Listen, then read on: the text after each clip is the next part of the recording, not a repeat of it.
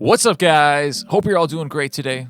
My name is John, and before me is the Boss GT-100. Also, I'm using a microphone today. That's because I'm getting a new roof, and so there's been men up there with pitchforks and shovels and hammers, and just in case there's any thuds or screams, just want to use a microphone to isolate my voice a little better. If you saw my last video, you would have seen that I got a GT-100, borrowing it from a friend, and just trying to figure this thing out. It's so different. Normally I do the 500X videos. So in that last video, I had no idea what I was doing, just kind of stumbling through, just giving my first impressions of the thing. I've gone through the manual a little bit and kind of think I have a handle on the basics, and so I want to share that with you. We're not going to go over every single feature. Just want to do a quick and dirty run through of this thing. Just get you going, making some sounds. So let's do it. Okay, so first things first, you're going to need the power cable plugged in. Just goes on the back here, the DC in. You plug that thing in your wall. Then your guitar just plugs in with a normal guitar cable into the input.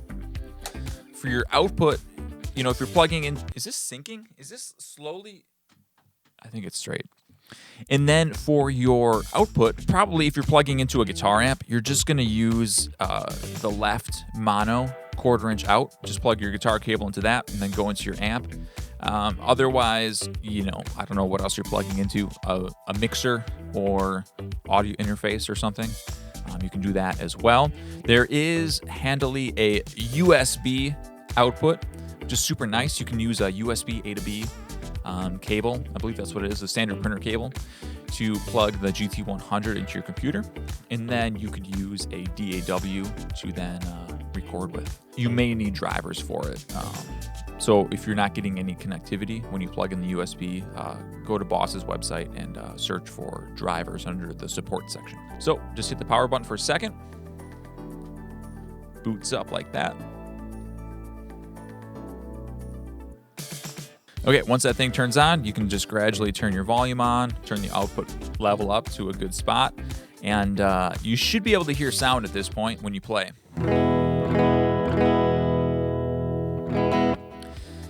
Your GT-100 may boot up into a different preset, and so it might sound completely different than that, but you should hear something. If you need to tune your guitar, you can access a tuner by pressing foot switches 1 and 2 simultaneously. You'll see the tuner on this left screen here.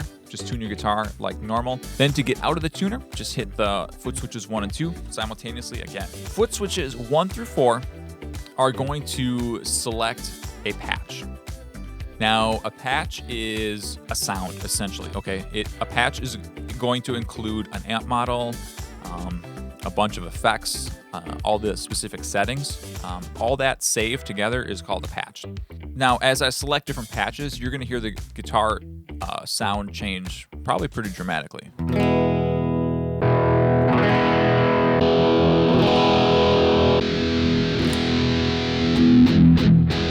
So by switching patches, we can get really huge changes in tones. The GT-100 does have more than just 4 patches. In fact, it has 400 patches. The way we access the next group of patches is by going to the next bank. So if I click the bank up foot switch, you can see here, now it says 2. But if I play, the patch hasn't changed yet. You can see how this is blinking here. I've only selected a different bank. Then I need to select a different patch within that bank. So, let's pick patch 1. There we go. There it is. Now my patch has actually changed. If you look at this left screen here, we are in bank 2, patch 1. Then this screen here tells us the name of that patch. There are 100 banks on the GT-100, each bank having 4 patches. There are 50 user banks and 50 preset banks, and only the user banks are we allowed to modify and save as new patches. We are allowed to modify and change patches in a preset bank, but if we want to save it, we have to overwrite a patch in a user bank. Not really sure why that's the case, but that's the hand we've been dealt. Then finally, this big guy over here, This is our expression pedal. I think for the most part, this is going to act as a volume pedal, but there might be patches where this does something else, like it might control wah. If you press really hard on the toe part of it, the light will turn on or off. It could probably double as a volume pedal, and then when you click it down, it turns into a wah pedal, and then you have both options there. Let's go a step further, and let's take a look at how we can turn on and off effects within a patch. So let's say you have a patch and you want to be able to turn on or off like an overdrive pedal within that patch, or you want to turn on or off a delay pedal within that patch. What do? For that, what we need to do is we need to go into manual mode. So the way that we can do that is by pressing bank up and down at the same time. Just like that, you'll see the screen changed. This is going to show us all the effects that are in our signal chain. So the big letters tell us the name of the effect. The smaller letters tell us which foot switch operates that effect. You'll see these thick white dashes above some of the effects. If you see the dash, that means the effect is activated, it's on. So that means that now in manual mode, foot switches 1 through 4, instead of changing a patch, what they're gonna do is they're actually gonna turn effects on or off. Also take a look here, banks down and up also are controlling effects as well. So now we have 6 foot switches that are controlling different effects. So for example, I can turn the overdrive pedal off, and we have a real clean sound coming from this patch. Hit foot switch 2 to kick on the overdrive. Delay is on. It's like a little, like a spring reverb kind of slapback delay thing. We could turn that off or on, and then chorus could turn on.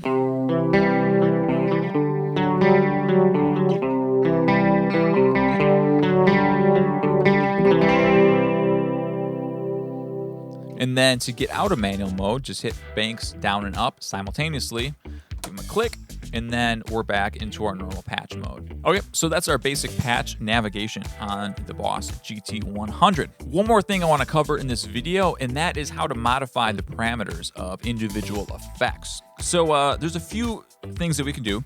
The first thing that we can do, if you look at these page buttons here, if we click them, we can actually change what we see on the screens here, okay?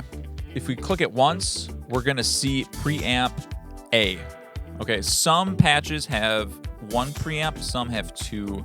It just depends how they're designed. The way that I currently understand this, the preamps are acting as like our amp model. And the way that this is laid out, it's as if we're looking at an amp. We can control the knobs we see in the picture with the knobs just below.